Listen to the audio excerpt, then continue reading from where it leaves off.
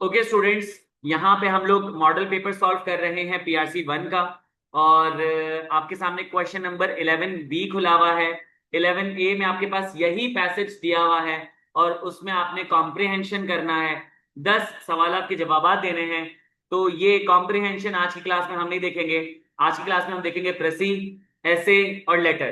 तो आपके पास question number 11B में इस पैसेज की प्रेसी लिखनी है।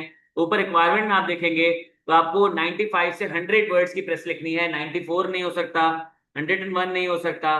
प्रेस जब मैंने आपको करवाई थी, जिसकी रिकॉर्डिंग पेंडिंग है, उसमें मैंने आपको कुछ चीजें बताई थी कि जब आप किसी भी पैसेज को प्रिसाइज करते हो तो आप अननेसेसरी ग्रुप ऑफ वर्ड्स को अवॉइड करते हो, आप रिपीटेशन को अवॉइड करते हो, आप एक्टिव वॉइस का इस्तेमाल करते हो, एक्शन वर्ब्स का इस्तेमाल करते हो, कोशिश करोगे कि 2 से 3 सेंटेंसेस को मर्ज कर दो, स्मॉलर वर्ड्स का इस्तेमाल करोगे, साथ ही साथ आप उसको सीक्वेंस को फॉलो करोगे। ठीक है। अब यहाँ पे मैं रीड कर रहा हूँ, रीड करते करते समझाता भी हूँ और साथ ही साथ फिर इसको एक दफा रीड करने के बाद इसको प्रिसाइज भी कर लेंगे। Some people treat money as their virtual extension of their lives. कि कुछ लोग पैसों को समझते हैं कि उनका वर्चुअल एक्सटेंशन है, पैसे उनकी जिंदगी का वर्चुअल एक्सटेंशन है। कि उनको लगता है कि मैं तो मैं ही हूं, मेरे पैसे भी मैं ही हूं। This feeling may be obsessional to the point that money is considered to guarantee a paradise on earth. और ये जो फीलिंग है, ये जो ऑब्सेशन है, इस हद तक बढ़ चुका है कि पैसों को ही दुनिया में जन्नत समझा जाता है। Of course they are wrong, ये बात तो आपको पता है कि वो लोग गलत हैं। जो रिच होते हैं they are also vulnerable to sickness, accident and other exigencies of the poor. के रिच भी जो है वो वल्नरेबल होते हैं, एक्सपोज होते हैं, वो बीमार हो सकते हैं, उनका एक्सीडेंट हो सकता है, गरीबों की तरह उनके साथ मसले मसाइल हो सकते हैं। देखा भाई, in a life of inner peace money has only symbolic significance. ये जो जिंदगी है ना इनर पीस की, इसके अंदर पैसों की सिंबॉलिक सिग्निफिकेंस होती है। It is the mean to purchase necessities of life. जो इनर पीस हासिल करना चाहते हैं या ऐसी जिंदगी गुजारना चाहते हैं जिसमें इनर पीस हो, उनके लिए पैसों की सिर्फ सिंबॉलिक सिग्निफिकेंस है। कि उनको लगता है कि पैसों से मैं सिर्फ अपनी जरूरियात पूरी कर सकता हूँ, चीजें परचेज कर सकता हूँ जो मेरे लिए जरूरी हैं। लिखा हुआ है reconciled people do not have to create synthetic aliveness. Reconciled का मतलब क्या होता है? सॉर्टेड लोग, वो लोग जिन्होंने अपने आप को सॉर्ट कर लिया है, वो लोग जो कि सुकून में है। तो रिकंसाइल्ड लोग जो है वो अपने लिए synthetic aliveness, fake life create नहीं करते by inciting envy in others. वो दूसरों में नफरत, जेलसी भरने की कोशिश नहीं करते हैं, उनको उनके सामने दिखावा नहीं करते हैं। फॉर सिंथेटिकली अलाइव लोग, वो लोग जो कि आर्टिफिशियली जी रहे हैं। Money is power to compete for love, prestige and promote a punishment and reward system. जो लोग फेक जिंदगी जी रहे हैं, उनको लगता है पैसा ही पावर है, इसमें हमें compete करना होता है, पैसों से हम compete करते हैं, मोहब्बत में, इज्जत में, और हम पनिशमेंट और रिवॉर्ड का सिस्टम बना देते हैं, प्रमोट करते हैं। Accumulation of money by such people creates a fortress mentality. कह रहे हैं कि जो लोग सिर्फ पैसे जमा करते हैं, ऐसे लोग अपनी गुलामाना सोच बना लेते हैं, सोच को कैद कर लेते हैं। फोर्ट्रेस का मतलब होता है कैद खाना। It is considered as the bulwark against incursions and also to project a sense of superiority और a kind of self comfort nobility. इसको ऐसे समझा जाता है कि यहाँ पे हम जो है वो बुलवॉर्क का मतलब होता है हम सुपीरियर है अगेंस्ट इनकर्शन। इनकर्शन का मतलब है इस टकरार में हम हमेशा जीतेंगे। अगर एक बकरे की और एक बुल की टक्कर होगी तो बुल जीतेगा। तो इनकर्शन का मतलब होता है आपस में टकराना। तो इस इनकर्शन में, इस मिलाप में जो है वो हमेशा रिच भी जीतेंगे, क्योंकि उनको सेंस ऑफ सुपीरियोरिटी होती है। उनको लगता है कि जो अमीर है उसी के पास नोबिलिटी है, वही नोबल है, वही रॉयल है और वही इज्जतदार है। Money is use for self glorification. अपने आप को बढ़ावा देने के लिए हम यूज करते हैं पैसों को। हम जो है लोगों के सामने काइंडनेस शो नहीं कर रहे होते। और फ्रेंडशिप और चैरिटी जो है उसको साइड बाय साइड लिया जा रहा होता है कि charity is friendship and friendship is charity, कि हम लोगों का भला कर रहे हैं। We have become a possession oriented society. हम एक ऐसी सोसाइटी है जो कि पोजेशन ओरिएंटेड है, हमें बस मटेरियल चीजों को जमा करने का शौक है, रादर देन पीपल ओरिएंटेड। हमारा फोकस लोगों पे नहीं होता, हम लोग जमा नहीं करते, हम चीजें जमा करते हैं। Personal possessions include palatial houses, latest model cars, designer clothes, club memberships। लोगों को लगता है जो पर्सनल possessions है, जैसे कि बड़े घर, लेटेस्ट कार्स, या फिर डिजाइनर क्लोथ्स, या फिर क्लब्स की memberships, this calls for constant action. इसमें क्या करना होता है कि तुम्हें कांस्टेंट एक्शन लेना होता है, dependency on always doing something. यहाँ पे तुम इसी चीज पे डिपेंडेंट होते हो कि तुम्हें कुछ ना कुछ करना है। तो यहाँ पे ये कह रहा है कि जिन लोगों को ये पर्सनल पोजेशंस की, या जो पोजेशन ओरिएंटेड लोग होते हैं, उनको कांस्टेंट एक्शन करना पड़ता है। वो हमेशा डिपेंड कर रहे होते हैं कि वो कुछ ना कुछ करते रहें। ये वो हैबिट है जो कि अनफॉर्चुनेटली हमारे बच्चों में आ चुकी है। Enticing advertisement constantly increase our appetite for more things. हम एडवर्टाइजमेंट को लेकर इतना ज्यादा एक्साइटेड हो जाते हैं, इतना ज्यादा हम एडवर्टाइजमेंट पे फोकस कर रहे होते हैं, तो हमारी एपेटाइट बढ़ जाती है, हमारी भूख बढ़ जाती है नई नई चीजों को लेकर। Goals are created to get something worth living for. हम अपना गोल सेट कर लेते हैं कि जिंदगी में कुछ ना कुछ होना चाहिए, but we feel an almost immediate emptiness soon. फिर हमें अचानक से जो ना एक खलिश, एक एम्प्टीनेस फील होती है। सही, जब हम वो चीज अक्वायर कर लेते हैं तो हमें लगता है कि जो नई चीजें हैं उन सब के लिए पैसा ही चाहिए होता है। एज इट इज हाईली मेलाइनेंट, ये चीज बहुत ज्यादा खराब है कि हम कहते हैं कि मनी सिकनेस जो है वो इंसान को मार देती है। Of course it isn't the money that kills. हमें ये बात पता है कि पैसा खुद तो नहीं मारेगा, लेकिन जो बंदा है वो अपने आप को मार देगा अगर उसकी ऑब्सेशन होगी। वो इतनी रूथलेस हो जाएगी, डिस्ट्रक्टिव हो जाएगी, डीह्यूमनाइजिंग हो जाएगी कि वो लोगों को प्रॉपर्टी के तौर पे देखेगा और उसको लगेगा कि हर बंदा जो है उसके अंदर मनी मेकिंग पोटेंशियल है। Believe that money has power to provide a secure happy and healthy existence is delusional. अगर आपका ये बिलीव है, ये ईमान है कि पैसा ही आपको खुशी या आपको हेल्थ देगा या सिक्योरिटी देगा, तो आप डिल्यूजनल हो। आप सिर्फ ख्याली पुलाव पका रहे हो। appropriate priorities can create realization that people and relation take precedence over other things। कह रहा है कि इस चीज की रियलाइजेशन हो जाए कि लोग और जो रिलेशन होते हैं वो चीजों से ज्यादा इंपॉर्टेंट है, तो आपको फायदा होगा। मैंने आपको ये पूरा पैसेज पढ़ के समझा दिया है। अब इसे लिटरली सिर्फ क्या करना है, आपने कंसाइज करना है, ठीक है। आई होप ये बात आ गई हो। इकरा शेख कह रही हैं, सर हर चीज का मतलब समझ नहीं आए तो मैं अभी उस पर ही आ रहा हूँ। जुनेद कह रहे हैं कि सर वर्चुअल एक्सटेंशन को थोड़ा सा एक्सप्लेन कर दें। मैं दोनों सवालों के जवाब दे रहा हूँ। अच्छा, पहले मैं जुनेद के सवाल का जवाब दूं, वर्चुअल एक्सटेंशन। देखो, वर्चुअल का मतलब क्या होता है, नॉन फिजिकल। वर्चुअल का मतलब होता है नॉन फिजिकल। वो एब्स्ट्रैक्ट भी हो सकता है, वो डिजिटल भी हो सकता है। एक बंदे के बैंक अकाउंट में 50 करोड़ रुपए पड़े हुए हैं, एक बंदे के बैंक अकाउंट में 5 करोड़ रुपए पड़े हुए हैं, एक बंदे के पास 10 करोड़ का घर है और 2 करोड़ की गाड़ियां मौजूद है, एक बंदे का जो बिजनेस है वो 20 करोड़ रुपए का है। यहाँ पे वो बंदा जो है हर जगह अपने बिजनेस, अपने बैंक अकाउंट, अपने घर, अपनी गाड़ी की एडवर्टाइजमेंट कर रहा होता है। यहाँ पे जब मैं उसको देखता हूँ, ऐसे बंदे को, लिटरली मैं उसको नहीं देख रहा होता, मैं उसके बंगले को, उसकी गाड़ी को, उसके घर को देख रहा होता हूँ, क्योंकि वो कॉन्स्टेंटली इस चीज को री कर रहा होता है, कॉन्स्टेंटली इस चीज को बता रहा होता है। तो लिटरली कभी कभी क्या होता है, एक बंदा बहुत अमीर होता है, वो अपने बिजनेस के बारे में बात कर रहा होता है, उसके बिजनेस का नाम है XYZ। वो बोल रहा है मेरा XYZ ये, मेरा XYZ वो, मेरा XYZ ये।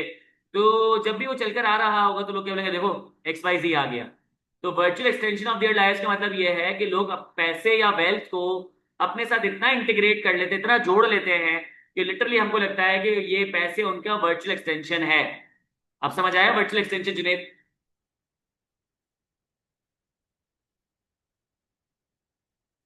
सही है। अच्छा, यहाँ पे कुछ वर्ड्स मुझे भी टू बी ऑनेस्ट एग्जैक्टली समझ नहीं आए थे। मुझे बुलवॉर्क का मतलब एग्जैक्टली नहीं पता, मुझे इंकर्शन का मतलब पता है, लेकिन फिर अगेन इतना डिटेल में मुझे इसका मतलब नहीं पता। यहाँ पे बहुत सारे ऐसे वर्ड्स आए थे जिनके मीनिंग्स मुझे नहीं पता थे, बट अगेन एक्सीजेंसीज का मुझे मतलब नहीं पता। एक्सीजेंसीज का मतलब मुझे बिल्कुल भी नहीं पता। चलो, बुलवॉर्क और इंकर्शन का मुझे थोड़ा बहुत मतलब पता है। तो व्हाट आई डिड, मैंने उसको ओवरलुक कर दिया। क्या तुम्हें फील हुआ कि मैंने उसको ओवरलुक किया? द आंसर इज नो, तुम्हें फील नहीं हुआ। तो तुम भी ऐसे करना कि ऐसे वर्ड्स को इग्नोर मार दो। एक लाइन से तुम्हारा पैसेज खराब नहीं हो जाएगा, एक वर्ड से या 5-6 वर्ड से तुम्हारी समरी खराब नहीं होगी। बात समझ आ गई? इकरा, तुम्हारे सवाल का जवाब तुम्हें मिल गया। ओवरऑल जस्ट देख लिया करो, ओवरऑल बात समझ आ रही है कि नहीं आ रही। चले, अब इसको मैं प्रिसाइज करता हूं, मैं लाइन से चलूंगा। सही है। There are some people treat money as their virtual extension of their lives. This feeling may be obsessional to the point that money is considered to guarantee a paradise on earth. Of course, they are wrong. The rich are also vulnerable to sickness, accidents, and other exigencies of poor. तो मैं यहाँ पे कह सकता हूँ कि many people obsess over money. बहुत सारे लोग मनी को लेके ऑब्सेस्ड होते हैं। और ऊपर क्या लिखा हुआ है कि उनको लगता है कि वो आपको खुशियां और सिक्योरिटी प्रोवाइड करेगी। Believing it ensures happiness and security, ये आपको खुशियां और सिक्योरिटी प्रोवाइड करेगी। ठीक है, अब हमें बताया कि लिखा हुआ है कि the rich are also vulnerable to sickness, accident and other exigencies of life. तो हम कहेंगे however both rich and poor face life. अब तीनों वर्ड तो मैंने इसे चेंज कर दिया, अनसर्टेनिटीज। ये क्या करते हैं, लाइफ की अनसर्टेनिटीज को फॉलो कर रहे होते हैं। ये जो पूरा पहला वाला पैराग्राफ है, मैंने आप इसको ऐसे कंसाइज कर दिया। मैंने people obsess over money believing it ensures happiness and security, however both rich and poor face life uncertainties. ये मैंने लिख लिया। अब मैं लिख रहा हूं, in a life of inner peace money has only symbolic significance. It is means to purchase necessities of life. Reconciled people do not have to create synthetic aliveness by inciting envy in others. चलो यहां पे हम बात कर लेते हैं उन लोगों की जो रिकनसाइल्ड लोग होते हैं। ठीक है, तो मैं कह लेता हूं कि ट्रू पीस, सॉरी,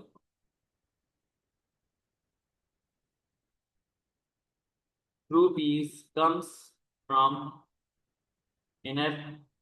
अच्छा, अब आपके पास जो है वो वर्ड्स आ रहे हैं, पीस, आपके पास वर्ड आ रहा है सेटिस्फैक्शन।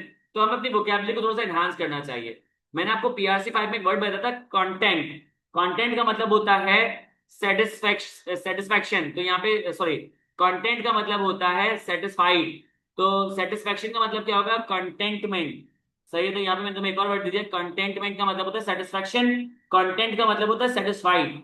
तो मैंने कहा कि जो ट्रू पीस होती है, जो सुकून होता है, वो हमें मिलता है इनर कंटेंटमेंट से। तो इनर पीस की जगह मैंने क्या वर्ड यूज कर लिया, इनर कंटेंटमेंट।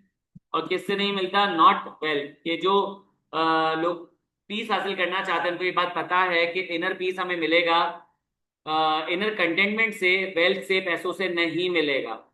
ठीक है,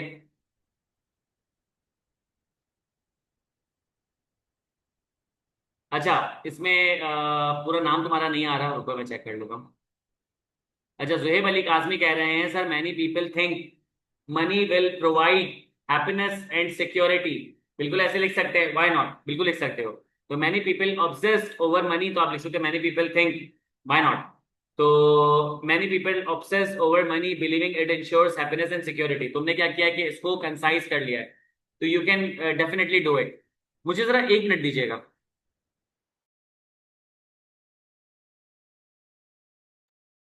चलें कंटिन्यू करते हैं। तो मैंने यहाँ पे लिखा है true peace comes from inner contentment not wealth. अब आगे पढ़ते हैं, लिखा हुआ है कि for synthetically alive people money is power to compete for love, prestige and to promote punishment reward system. Accumulation of money by such people creates fortress mentality. It is considered as the bulwark against incursion and also to project a sense of superiority or kind of self-comfort nobility. Money is used for self-glorification, unkindness, besides friendship and charity. अब ये तमाम बातों को क्या करते हैं, हम एक साथ कंसाइज करने की कोशिश करते हैं। अब मैंने कहा कि कुछ लोग जो है वो पैसे को यूज करते हैं पावर और सुपीरियोरिटी गेन करने के लिए। तो इसको हम ऐसे लिख सकते हैं कि सम पीपल,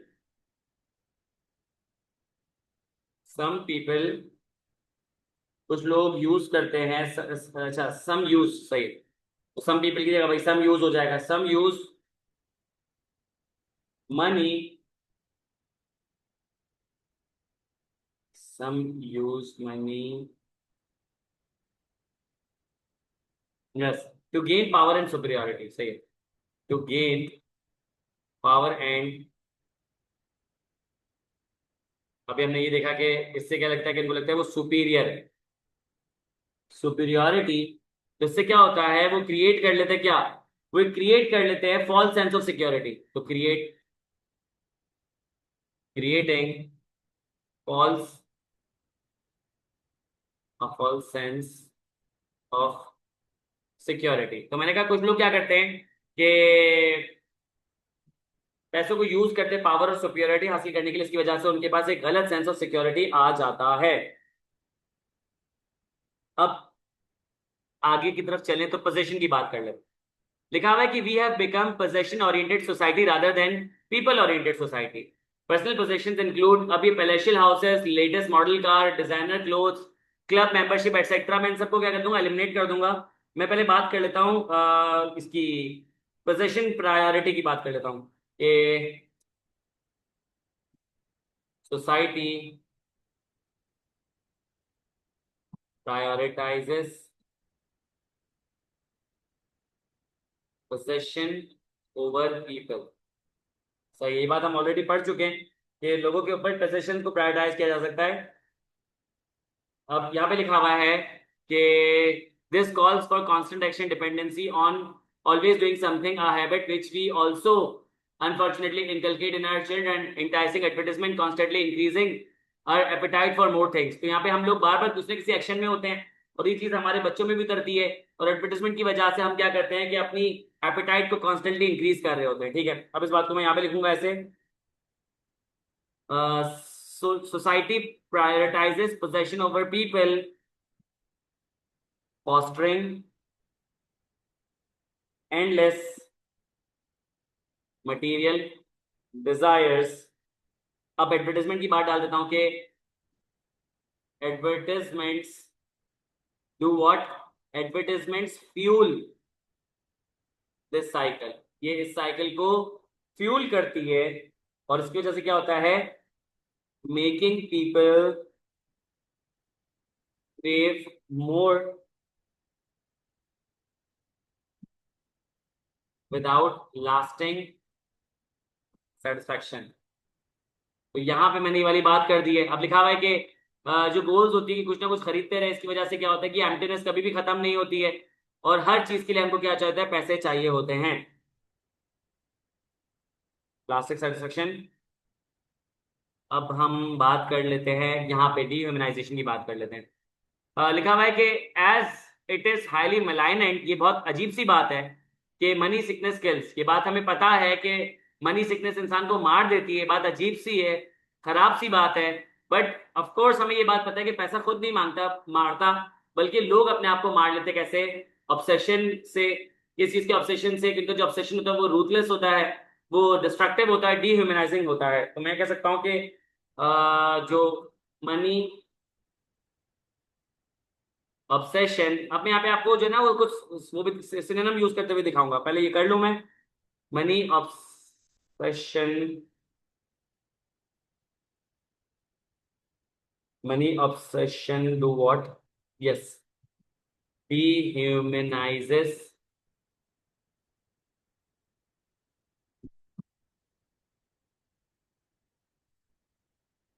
individuals। और यहाँ पे मैंने क्या कहा है कि हम लोगों को एज अ प्रॉपर्टी देख रहे होते हैं कि वो उनके अंदर मनी मेकिंग पोटेंशियल है। तो डिह्यूमनाइजिंग इंडिविजुअल्स, उनको रिड्यूस कर देते हैं, reducing them to money making potential, कहते हैं फाइनेंशियल वर्थ, उनको सिर्फ उनकी फाइनेंशियल वर्थ तक देखा जा रहा होता है। अब आगे लिखा हुआ है, believe that money has power to provide security, happy and healthy existence is delusional, appropriate priorities can create realization that people and relationship take precedence over things। तो मैं कह सकता हूं कि while money facilitates needs, it cannot guarantee happiness। ठीक हो गया। अब यहाँ पे देखो, अब मुझे ना बिल्कुल आखिर में क्या करना है, एक समराइज करके इसको खत्म करना है। आखिर में लिखा हुआ है ना कि appropriate priorities can create realisation. ये आखिरी लाइन को मुझे अच्छे तरीके से, अप्रोप्रिएट प्रायोरिटीज, देखो आखिरी लाइन क्या है, appropriate priorities can create realisation that people and relationship take precedence over things. तो मैं कह सकता हूं prioritising, prioritising relationships over wealth leads to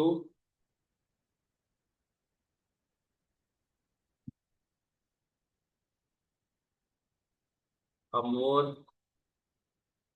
fulfilling life। 88 words तो हो चुके हैं। अब मुझे क्या करना है कि थोड़ा सा इसको 95 96 तक लेके जाना है। तो अब मैं देखूंगा कि यहाँ पे मैं और कौन सी चीजें ऐड कर सकता हूँ जो बीच में मैंने नहीं की। एक दो एक सेंटेंस ऐड कर दिया, मेरा काम बन जाएगा। पहले मैं यहाँ पे आपके सवाल देख लूं, अगर किसी को कोई पूछना है। जुनेद अली कह रहे हैं सर सिंथेटिक अलाइवनेस और फोर्ट्रेस मेंटेलिटी को थोड़ा सा एक्सप्लेन कर दें। देखो सिंथेटिक अलाइवनेस, सिंथेटिक का मतलब क्या होता है, फेक। तो सिंथेटिक अलाइवनेस का मतलब होता है जो लोग फेक लाइफ गुजार रहे होते हैं। फेक लाइफ गुजारने का मतलब क्या है, एक बंदा पार्टी कर रहा है, एक बंदा जो है वो पैसे खर्च कर रहा है, एक बंदा पार्लर जा रहा है, अलग अलग रेस्टोरेंट्स में जाके खाने खा रहा है, लेकिन उसको पता है कि वो अकेला है, हर बंदा उसके साथ है पैसों के लिए। तो रियलिटी में, एक्चुअलिटी में वो अकेला है, लेकिन दुनिया के सामने क्या सिंथेटिकली क्या है कि वो बहुत ज्यादा सोशलाइज कर रहा है, चीज सोशल एक्टिविटीज में घुसा घुसा हुआ है, वो है इन्वॉल्व, एंगेज्ड है।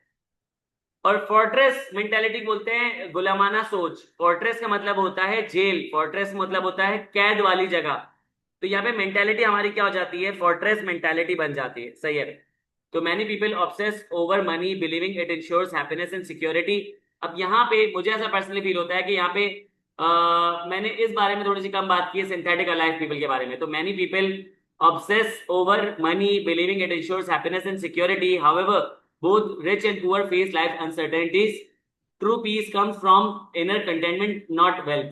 Some use money to gain power and superiority, creating false sense of security. अब यहाँ पे कहूंगा कि society is filled with people having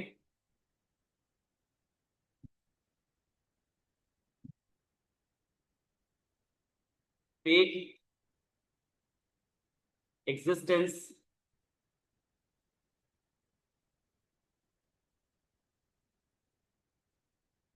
occupied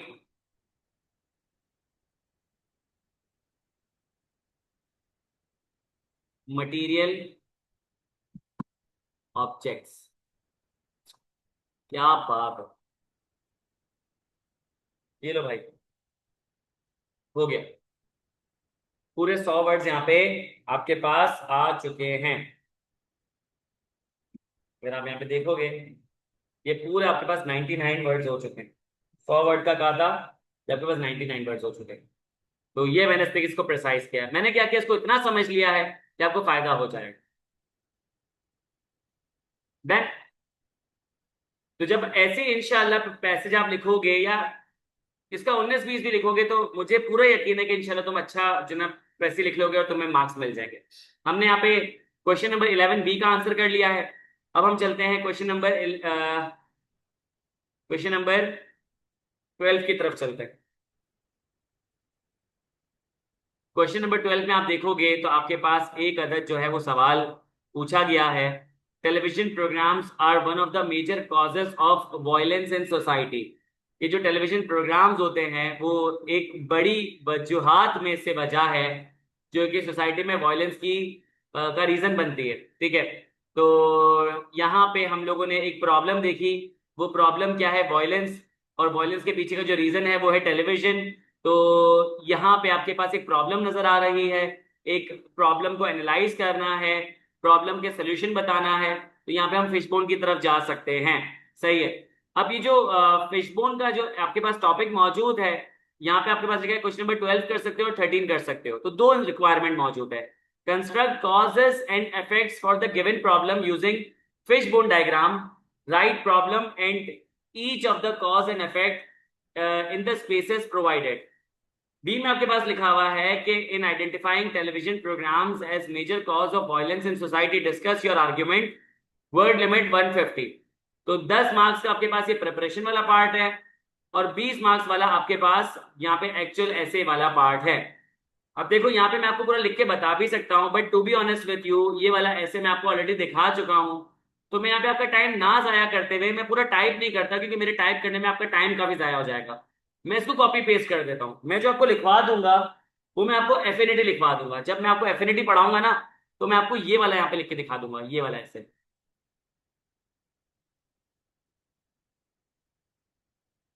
ये आपके पास देखो एफिनिटी ऐसे मौजूद है, देख रहे हो कि यहाँ पे आपने क्या करना है कि आपके पास टॉपिक दिया हुआ है grading system should not exist to जज students ability. Is it really unfair? Is it really an unfair way to analyse students progress? अब देखो यहाँ पे अगर तुम इस टॉपिक का नाम देखो तो मुझे मेरी वो फिशबोन और एफिनिटी वाली क्लास के बारे में कमेंट करके बताओ कि क्या मैंने तुम्हें ये नहीं कहा था कि यहाँ पे हम क्या करते हैं कि चीजों को आपस में कंपेयर कर रहे होते हैं. मैं यहाँ पे ग्रेडिंग सिस्टम को कंपेयर कर रहा हूँ किस चीज के साथ? स्टूडेंट की एबिलिटी के साथ. कि स्टूडेंट की एबिलिटी को आप ग्रेड सिस्टम से एनालाइज नहीं कर सकते. इसकी वजह से क्या होगा कि स्टूडेंट जो है वो इंफीरियोरिटी कॉम्प्लेक्स का शिकार हो जाएगा. तो यहाँ पे ये कोई प्रॉब्लम नहीं है. यहाँ पे ये ग्रेडिंग सिस्टम जो है वो अच्छी चीज भी हो सकती है, बुरी चीज भी हो सकती है. तो यहाँ पे आपके पास एक मेन आइडिया है, फिर आपके पास मेन आइडिया के अंदर सब आइडियाज, और सब आइडियाज के अंदर आपके पास टॉपिक जो है वो आपने क्लस्टर किए हुए. तो सर ये एफिनिटी किस तरीके से लिखते हैं? ये एफिनिटी वाला इंशाल्लाह मैं आपको अभी कल की क्लास में, मतलब जो संडे वाली क्लास होगी उसमें जो अनइंपॉर्टेंट टॉपिक्स होंगे उसमें मैं आपको 3-4 एफिनिटी ऐसे भी लिखवाना सिखा दूंगा और हम लोग ये वाला सॉल्व कर लेंगे मॉडल पेपर का. तो चलते हैं क्वेश्चन नंबर 12 की तरफ. क्वेश्चन नंबर 12 में आपको कॉपी पेस्ट करके बता देता हूँ, हैंडआउट में आपके पास वैसे ही मौजूद है. तो यहाँ पे हम इसको चीज को देख लेते हैं, ठीक है? मुझे 1 मिनट दो. ये आपके पास ऐसे मौजूद है.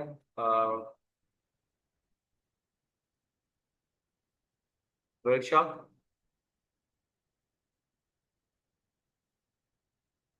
ऐसे का हैंडआउट कौन सा था? 5B था.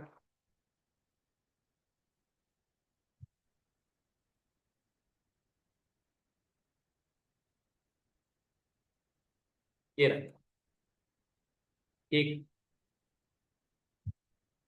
तो यहाँ से मैं कॉपी पेस्ट करके लगाता हूँ, ठीक है, चीजें आपको समझाने के लिए. अब ये रही प्रॉब्लम स्टेटमेंट, कंट्रोल C,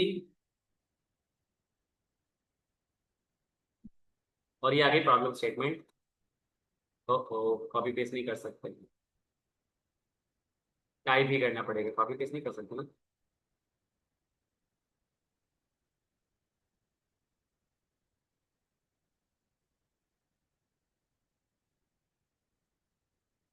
नहीं कर सकते कॉपी पेस्ट, टाइप ही करना पड़ेगा. तो एक काम करते, देखिए यहाँ पे प्रॉब्लम स्टेटमेंट आ जाएगी.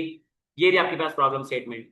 अगर मैं टाइप करता तो यहाँ पे लिखता है television programmes promote violence through glorification of aggression, desensitization of brutality and reinforcement of negative behavior. अब आप यहाँ पे बोलोगे कि सर ये तो बहुत ही ज्यादा डेकोरेटेड और मुश्किल वर्ड्स है, मैं तुम लोगों के लिए आसान भी कर देता हूँ. Television programmes promote violence through display of aggression. Television programmes promote violence through display of aggression. Desensitise करना का मतलब होता है न्यूट्रलाइज करना. न्यूट्रलाइज तो आसान वर्ड है ना. Neutralisation of brutality. यार एक न्यूट्रलाइजेशन की स्पेलिंग का बनाना, ठीक है. Reinforcement of negative behaviour. Reinforcement की क्या कर लो? वैलिडेशन या कंफर्मेशन, ठीक है. कंफर्मेशन तो आसान वर्ड है. Confirmation of negative behaviour. Problem statement हो गई. मैंने यहाँ पे प्रॉब्लम स्टेटमेंट में क्या किया? मैंने प्रॉब्लम स्टेटमेंट में आपको थीसिस लिख के दे दिया है. 3 आपके पास ये कॉजेज आ गए, display of aggression, neutralization of brutality, और लिखा हुआ है कंफर्मेशन ऑफ नेगेटिव बिहेवियर.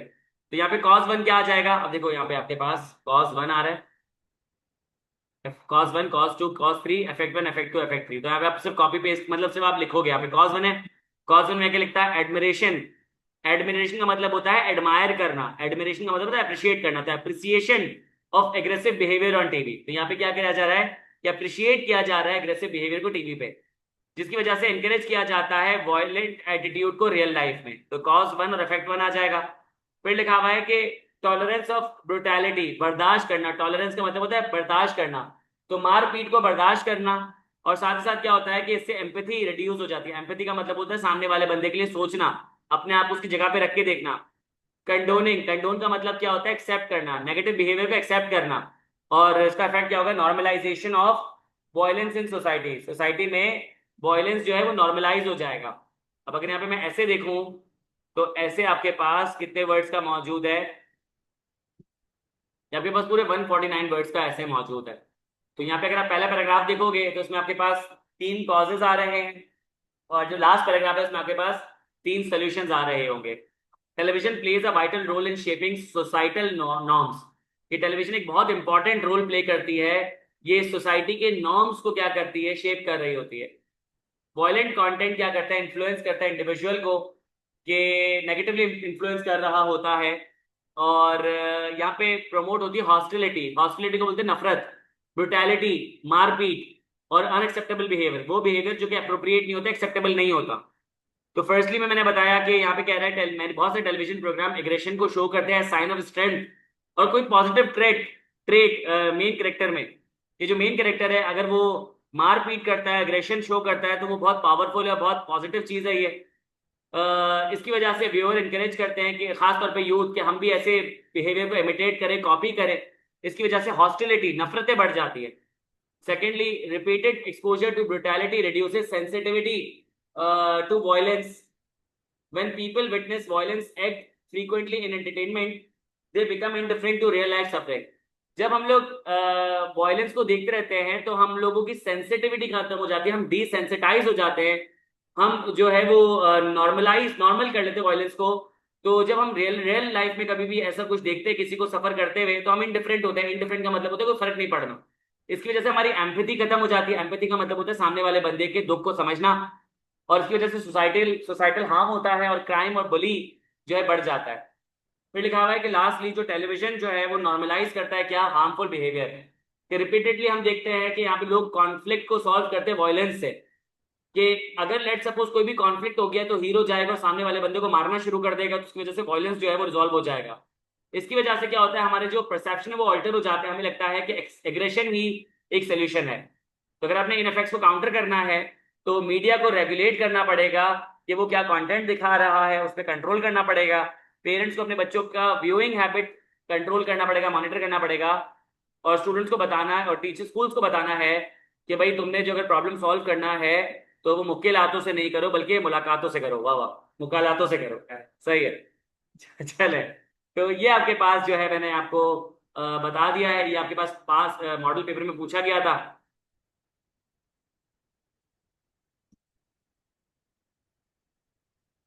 एक रशिया कह रहे सर ये ऐसे को चैट जीपीटी पर पेस्ट करें तो कितने मार्क्स देगा। कल हमारी चैट जीपीटी की क्लास है ना, तो कल इंशाल्लाह, चलो इकरा मुझे याद दिलाना, कल हम ये कर भी लेंगे। ऐसे ना हो चैट जीपीटी बोले कि मैं तुम्हें जो है ना वो 10 मार्क्स भी नहीं दे रहा, निकल जाए यहाँ से, तो मेरी तो बेइज्जती हो जाएगी। तो कल इंशाल्लाह ये एक्टिविटी परफॉर्म करते हैं, ठीक है। इकरा याद दिला दीजिएगा मुझे। तो यहाँ पे मैंने आपको ये जो पास पेपर जो मॉडल पेपर वाला ऐसे है वो भी मैंने आपको सॉल्व करवा दिया है। उम्मीद है कि आपको समझ आ गया होगा। यहाँ पे टाइप करते तो मेरी ख्वारी लग जाती, आपकी ख्वारी लग जाती, टाइम वेस्ट होता। तो मैंने क्या किया है कि यहाँ पे आपको ये करके बोल के बता दिया है। और टाइम तो हमारे पास है, लेटर कर लेते हैं। लेटर करने के बाद ऐसा हुआ तो मैं आपको एफिनिटी का थोड़ा सा आइडिया दे दूंगा इसमें। मैं आपको एफिनिटी का थोड़ा सा आइडिया दे दूंगा और फिर एफिनिटी वाली क्लास में ये समझा भी दूंगा। तो अभी हम लोगों ने प्रेसी देख ली, प्रेसी उम्मीद है आपको समझ आ गई हो। हमने ऐसे देख लिया, ऐसे उम्मीद है आपको समझ आ गया हो, कैसे कॉजेज लिखते हैं, कैसे इफेक्ट्स लिखते हैं, कैसे प्रॉब्लम स्टेटमेंट लिखते हैं। तो जो मुझसे सवाल पूछते थे ना सर, प्रॉब्लम कैसे लिखेंगे और इफेक्ट्स कैसे लिखेंगे और जो कॉजेज कैसे लिखेंगे, अब उनको समझ आ गया होगा, ऐसा ही है। देख लो यहाँ पे फिर से एक दफा, आपके पास यहाँ पे आपने प्रॉब्लम स्टेटमेंट लिखी, कॉस वन लिखा, कॉस टू लिखा, कॉस थ्री लिखा, effect one, effect two, effect three. और यहाँ पे तुम एक्चुअल ऐसे लिखोगे, देखो जैसे जैसे मैं टाइप करूंगा वर्ड काउंटिंग शुरू हो जाएगी। देख लो यहाँ पे वर्ड काउंटिंग शुरू हो गई है। तो यहाँ पे आपने 150 वर्ड से ऊपर नहीं जाना है। आई होप ये बात आपको समझ आ गई होगी। एफिनिटी ऐसे में भी यही है। किस तरीके से आप चीजों को लिखते हो, ड्राफ्ट करते हो, कि मैं आपको बता दूंगा, ठीक है, थोड़ी देर में। अब चलते हैं लेटर की तरफ। अभी रिक्वायरमेंट पढ़ो क्या लिखा हुआ है, फिर मैं आपको समझाता हूँ। ये मॉडल पेपर आपने सॉल्व कर लिया ना, तो आपका कॉन्फिडेंस काफी बहाल हो जाएगा। वोकैबलरी मत देखना, तुम लोगों की चीखें निकल जाएंगी। मेरी भी निकल गई थी, आपस की बात है।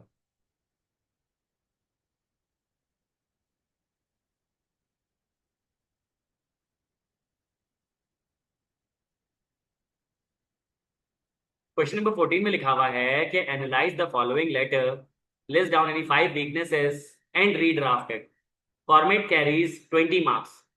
ये अगर लेटर लिखा हुआ है, इस लेटर को रीड करते हैं तो दो रिक्वायरमेंट है। एक, आपने क्या करना है, 5 वीकनेसेस को लिस्ट डाउन करना है, और कह रहा है कि फॉर्मेट की भी मार्क्स होते हैं, और उसके बाद क्या करना है, आपने इसको रीड्राफ्ट करना है। चलो भाई, समझ आ गया।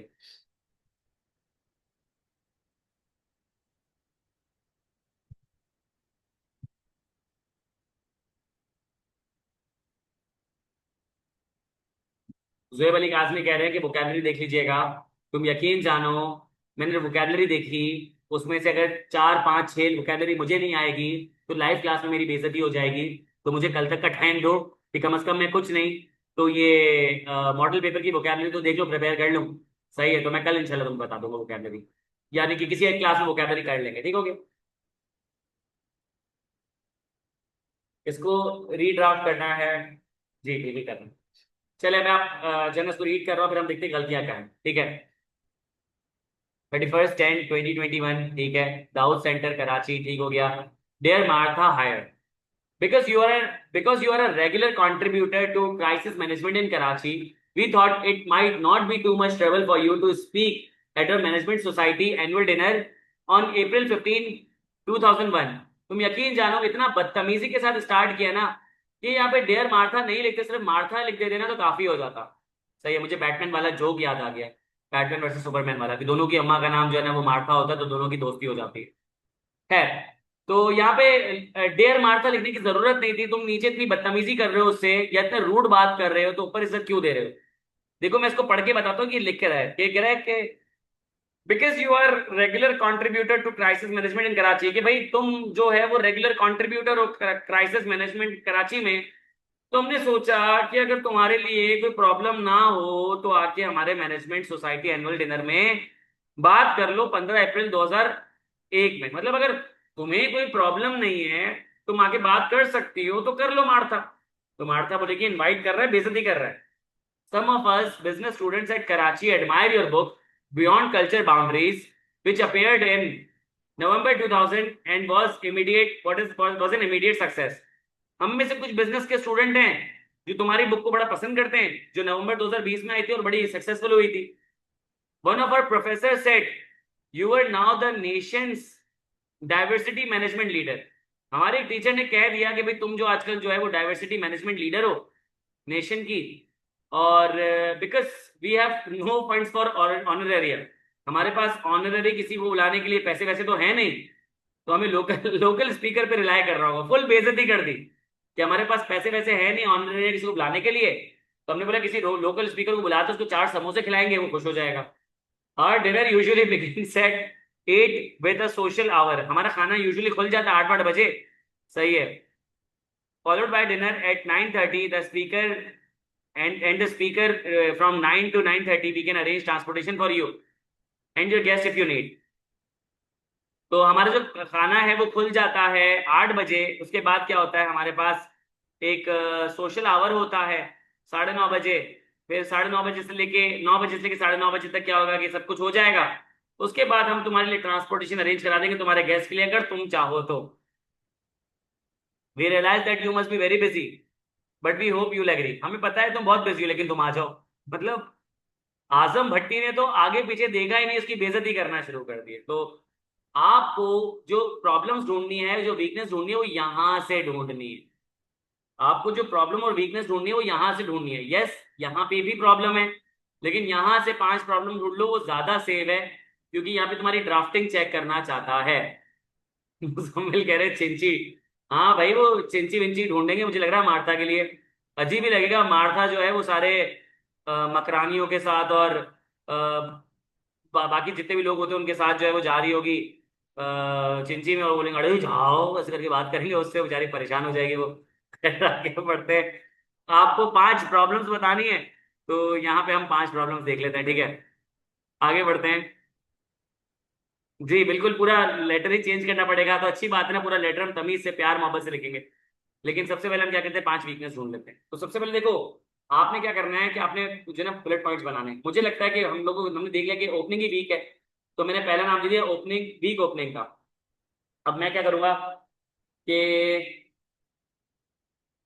हमने कहा है कि it was started abruptly abruptly instead of polite and formal, सही, instead of polite and formal opening, के बहुत एब्रप्टली स्टार्ट किया था, जबकि पोलाइट और फॉर्मल स्टार्टिंग भी हो सकती थी। अच्छा, फिर यहाँ पे एक और दिख रहा बार बार कि बहुत ही वीक एक्सप्रेशंस है, तो वीक तो ऑलरेडी हम यूज कर चुके हैं sir. Weak, poor, clumsy, yes clumsy is the good word, तो मैं कह सकता हूँ क्लमजी एक्सप्रेशन। अब देखो फॉर्मेटिंग ना तुम लोगों के लिए यूज की गई है, तो तुम भी यूज कर सकते हो, ठीक है। ये बोल्ड कर दिया मैंने यहाँ पे, ऐसे बाकी भी बोल्ड कर दूंगा।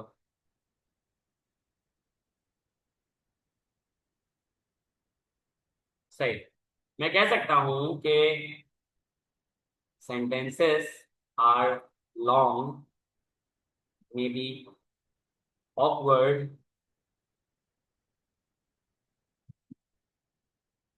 casual and unprofessional।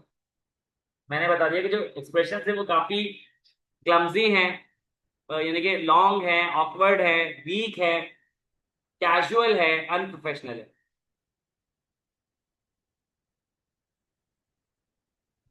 फिर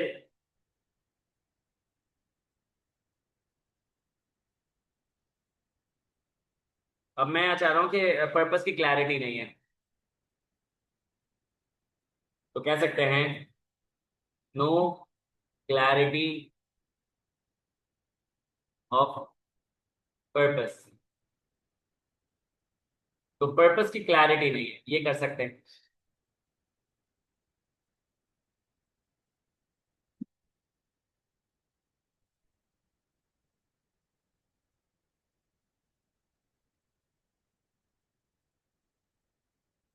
The invitation is never extended clearly। कभी भी इनविटेशन तो एक्सटेंड किया ही नहीं clearly. And the details are scattered, बिखरी हुई है, कभी कुछ बात कर रहा है, कभी कुछ बात कर रहा है, अचानक से बुक की बात करना शुरू कर देता है, अचानक से बुराई करना शुरू कर देता है, अचानक से चिंची करवा लेता है, अजीब खाना कब चल रहा है, पानी कब चल रहा है, कुछ पता ही नहीं है। तो यहाँ कह सकते हैं कि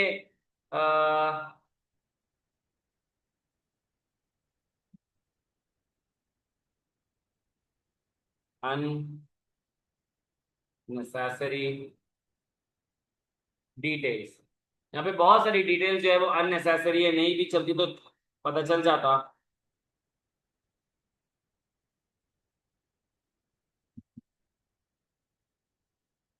unnecessary details, mention of books publishing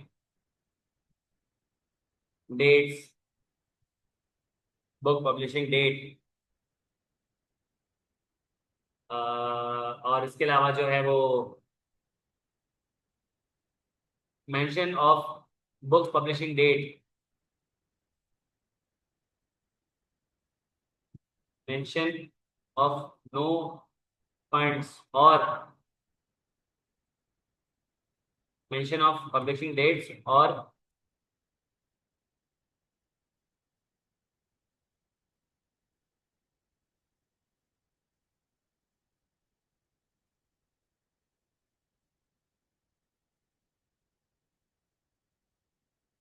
formation of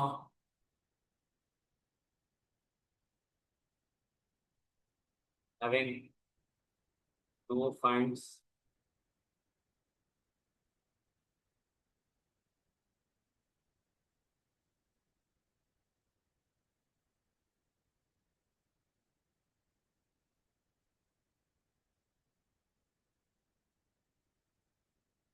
to invite a better speaker, ठीक है, एक्सेट्रा।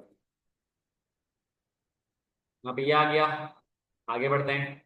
एक और वीकनेस ना,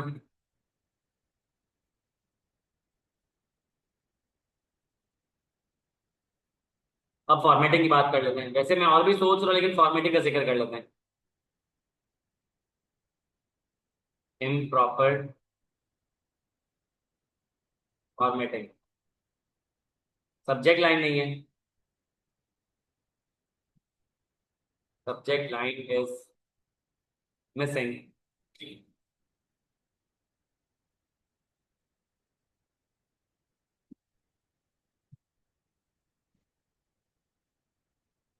wrong use of complimentary closing, yours truly,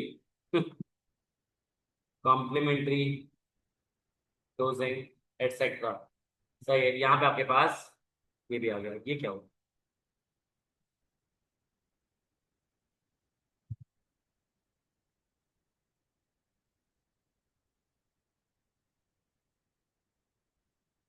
ये हो, ये आपके पास कोई 5 वीकनेसेस आ गई हैं। इसके अलावा भी और भी वीकनेस हो सकती हैं, जैसे कि पैराग्राफिंग प्रॉपर नहीं है, सही है, या फिर टोन और स्ट्रक्चर सही नहीं है। मैं पॉइंट तो यूएस के हमने 5 वीकनेसेस लिख लिए। आप भी कोई 5 वीकनेसेस लिख सकते हो, मुझे शेयर कर देना, मैं बता दूंगा, सही है। नहीं, सिर्फ हेडिंग देने से काम नहीं बनता, आपको थोड़ा सा एक्सप्लेन करना पड़ेगा ना। आपको 5 वीकनेसेस बतानी तो थोड़ा सा बताना भी पड़ेगा। सबके मैं पॉइंट्स अब देख रहा हूँ। एक बच्चे ने कहा है कि सर थोड़ा सा कन्वेंशनल है, बिल्कुल सही है। Informal vocabulary, good. Unprofessional tone है, वेरी गुड। डिसरिस्पेक्टफुल बिहेवियर है, ठीक है। Missing essential details, very good. Sir weakness में तो वन वर्ड आंसर भी कर सकते हैं, बिल्कुल कर सकते हैं, कर सकते हैं, मसला नहीं है। इनअप्रोप्रिएट टोन, इंपॉर्टेंट ऐसे तो मैंने आपको बता दिए हैं। बाकी लेटर और प्रेसी इंशाल्लाह आपको सैटरडे की क्लास में बता दूंगा, सही है। इकरा कह रही है sir may be informal letter हो तो सब्जेक्ट की नीड नहीं है। नहीं नहीं, इनफॉर्मल नहीं है, फॉर्मल इकरा ही है। इनविटेशन एक्सटेंड कर रहे हैं बेटा, अपने दोस्त को लेटर थोड़ी भेज रहा। ये मार्था है, इस नाम भी तो देखो उसका, मार्था हायर नाम है, क्या है, फुल इंग्लिश नाम है, तो उसको कैसे हम इनफॉर्मल भेज सकते हैं। सर ये सिर्फ हेडिंग, मैंने बताया हेडिंग से काम भी बन सकता है, वैसे भी आप हेडिंग पूरा लिख भी सकते हो। हसन कह रहे सर ये कंपलसरी है कि इसी तरह का लेटर आए, या ओनली लेटर भी आ सकता है, ये भी आ सकता है, लेटर भी आ सकता है। सही है। अब एक काम करते हैं, पूरा लिख लेते हैं। अब मैंने ऊपर रीड तो कर लिया है, अब मुझे क्या करना है कि अपना नाम मुझे पता है, तो मैं काम करता हूँ कि मैंने लिखा आजम भट्टी। और मैं ज्यादा जो है ना वो चीजें नहीं लिखूंगा। 03332 1 2 3 4 5 6 7, और लिख दिया azam.bhatti@gmail.com। जानबूझ के मैं एड्रेस छोड़ा, वरना मसला नहीं। डेट आपको पता है क्या मौजूद है। अ, इसमें इन्होंने क्या वो लिखा हुआ है। अब ये दाऊद सेंटर कराची उसका है या मेरा है, उसका एड्रेस होगा, क्योंकि फोन नंबर के बाद आ रहा ना, वो डेट के बाद आ रहा। तो मैं डेट आपको पता है किस लिखेंगे कि ये 31 था, 31 अक्टूबर की बात हो रही है, 2001 की बात है। इस तरीके से डेट लिखते हो, ये फॉर्मेटिंग सही हो गई। अब मिस मार्था हायर, और यहाँ पे डेजिग्नेशन आपको पता ही नहीं है, तो डेजिग्नेशन छोड़ दें, अज्यूम तो कर नहीं सकते, ठीक है। फिर इसके बाद आपने यहाँ पे जो है उसका दाऊद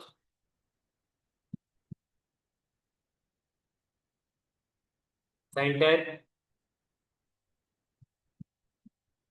ABC स्ट्रीट कराची, ये आपने क्या किया है यहाँ पे, ABC स्ट्रीट कराची। ये आपने एड्रेस डाल दिया। अब सब्जेक्ट लाइन आ जाएगी, आपको पता है।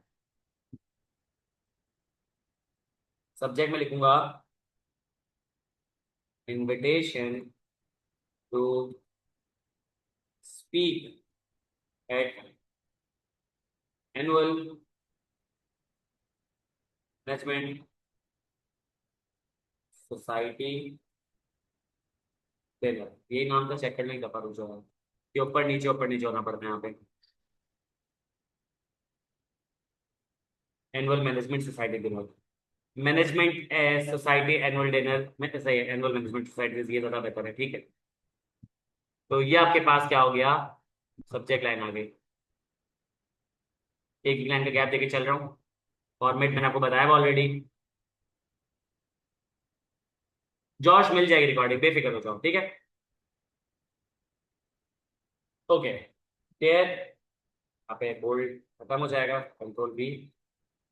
देयर मिस मार्था या फिर हायर्स, एक ही बात, ठीक हो गया।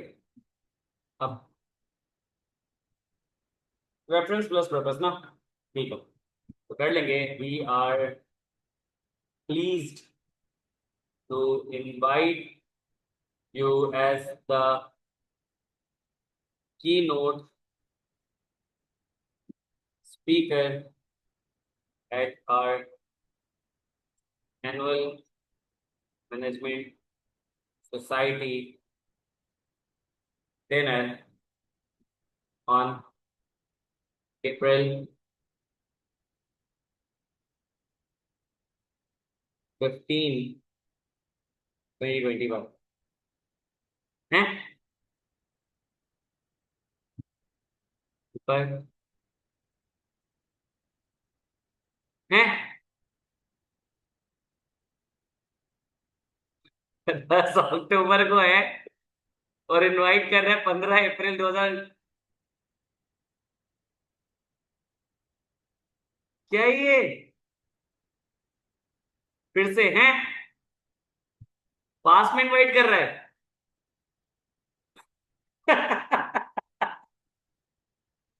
क्या ये, क्या करूं उसका मैं।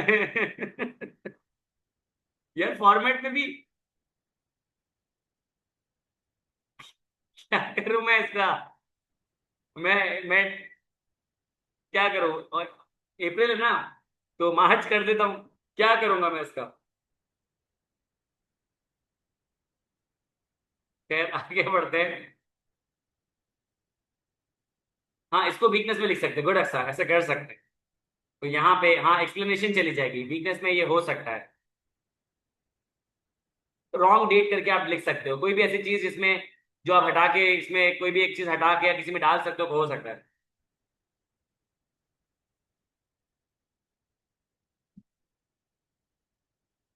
रॉन्ग डेट एक्सेट्रा, सही है, good. We are pleased to invite you as the keynote speaker at our annual Management Society dinner on April 15, 2001। ठीक है। अब यहाँ पे आपने कोई ना कोई जगह का नाम तो लिखना होगा, एनुअल डिनर कहाँ होगा और कैसे होगा, थोड़ा तो आप रेफरेंस दोगे।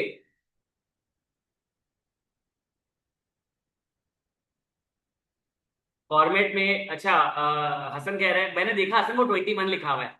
चलो मैंने अज्यूम कर लिया वो 2001 को उन्होंने 21 लिख दिया, बीच में 2 0 गायब कर दिए। बट अगेन चलो इसको 2001 भी कर ले। मैं अक्टूबर का क्या करूंगा हसन, मैं ये कहना चाह रहा हूँ, गलती जो ना वो अक्टूबर की बड़ी है कि अक्टूबर में डेट डाली हुई है और यहाँ पे जो है आंटी को बुला रहा है 15 अप्रैल 2001 को, तो ये तो बड़ा मसला है। We are please to invite you as the keynote speaker at our annual management society dinner on 15 April at 8 p.m.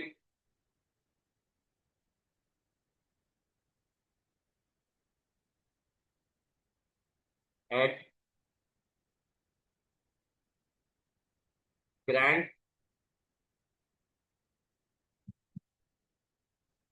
Ballroom, royal palace, Karachi. बेहतरीन हो गया ये, सही है। अब यहाँ पे we are please to invite you as the key speaker at our annual management society dinner. तो यहाँ पे आपके पास ये क्या हो गया, ये आपके पास हो गया पर्पस और ये आपके पास हो गया रेफरेंस। ठीक है, रेफरेंस प्लस पर्पस हो गया। आप चाहो तो वो टीचर वाला रेफरेंस भी डाल सकते हो यहाँ पे, लेकिन मैं वो डिटेल में कहीं रख लूंगा अगर जरूरत पड़े तो। अब यहाँ पे थोड़ा सा डिटेल में बताएंगे कि और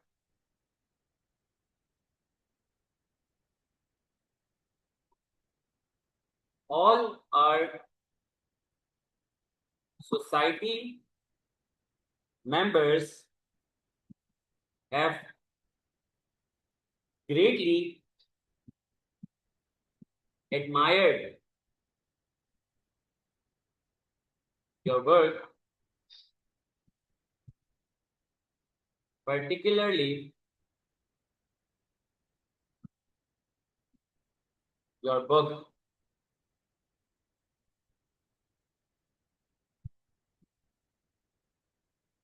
Beyond Cultural Boundaries, and we believe that your insight will provide immense value to our audience. यहाँ पे थोड़ा सा मैंने डिटेल लिखी। अब मैं चाह रहा हूँ कि डिटेल के पैराग्राफ को मैं दो में स्प्लिट कर दूं, क्योंकि यहाँ पे मैंने ऑलरेडी इसकी बुक की बात कर ली है। अब मैं डिटेल में थोड़ा प्रोग्राम के बारे में बता देता हूँ। द प्रोग्राम विल कमेंस, उसने कहा था 8 बजे ना, will commence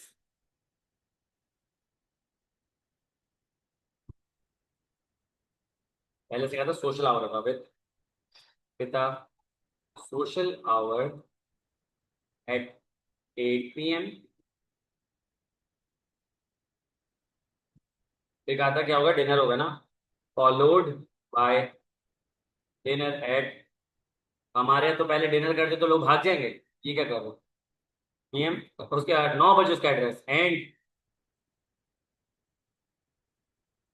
your address at 9 p.m. ये मैंने बता दिया। अब मैंने आगे वो भी बता दिया कि we will be glad to arrange a proper and comfortable transportation for you and your guests। अब इट्स रिक्वायर्ड करने की जरूरत ही नहीं है, हम कर देंगे। उसे नहीं आना होगा तो खुद मना कर देंगे, बोल देंगे भाई मेरी ट्रांसपोर्टेशन आपको जरूरत नहीं है। ये तो मैंने कर दिए दो पैराग्राफ डिटेल वाले, आप इसको एक पैराग्राफ भी कर सकते हो, लेकिन मुझे लगता है दो में अलग अलग बातें, इसलिए दोनों को अलग कर दिया, वरना लिटरली आप जो है इसको जोड़ दो, क्या फर्क पड़ता है। ठीक है, अब future course of action, we sincerely hope you will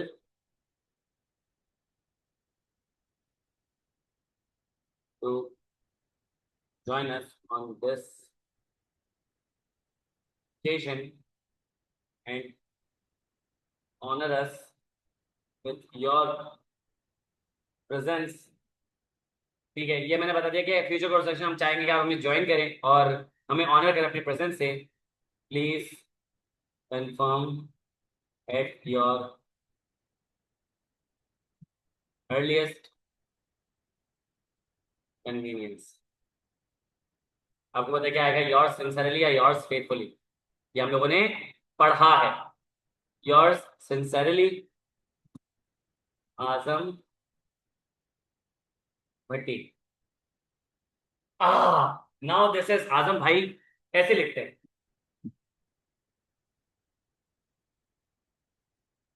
बताओ क्या ये देख के सुकून आ रहा है? सही है ये कि प्रॉब्लम है? मैं तो अभी तक खोया हुआ वो टाइम ट्रेवल कैसे करवाएंगे मार्था को अक्टूबर से अप्रैल में कैसे लेकर आएंगे। चलो, ये आपका हो गया लेटर। ये लेटर जो है मैं आपको भेज, अब तो आपके पास मॉडल पेपर मौजूद है, आप माशाल्लाह सब कुछ कर सकते हो। आज की क्लास को कॉल ऑफ करते हैं और मिलते हैं 5 मिनट के बाद। और पीआरसी 5 के वो देख लेते हैं, क्या बोलते हैं उसको, एडिशनल प्रैक्टिस क्वेश्चंस देख लेते हैं, ठीक है। इसकी रिकॉर्डिंग मैं आपको फॉरन भेज दूंगा, वो उसकी तरह लेट नहीं करवाऊंगा, क्या नाम है उसका, प्रेसी की तरह, ठीक है। प्रेसी वाली रिकॉर्डिंग मैं आपको घर जाके भेज दूंगा, अब्बा के लैपटॉप में मॉडल मौजूद है, वो जो सॉरी रिकॉर्डिंग मौजूद है, मैं आपको भेज दूंगा। पीआरसी 5 की रिकॉर्डिंग तो भेज दी ना मैंने, जोहेब ग्रुप में जाके चेक करो। मैंने पीआरसी 5 की रिकॉर्डिंग भेज दी आज तक की, मॉडल पेपर तक की। हाँ, अभी की क्लास दोनों की भेज दूंगा, अभी वाली रिकॉर्डिंग अभी भेज देता हूँ, सही है, 5 मिनट बाद मिलो। चलो मिलते हैं इंशाल्लाह, ख्याल रखिएगा, अल्लाह हाफिज।